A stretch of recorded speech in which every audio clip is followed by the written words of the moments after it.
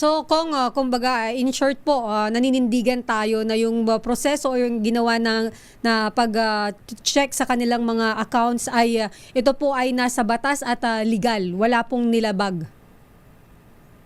Wala ko talaga nila. Actually, isa pa ho sa mga palusot nila, pribadong tao daw si Atty. Carpio. Yan. Ordinaryong, sabi nga nila kapon, ordinaryong mamamayan lang ho daw si Atty. Carpio. Pero hindi ho totoo yun. Una, asawa ho na yung pangalawang pangulo. Pangalawang pinakamataas na tao sa bansa.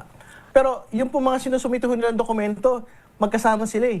Yung ITR ho nila, joint filing ho sila doon.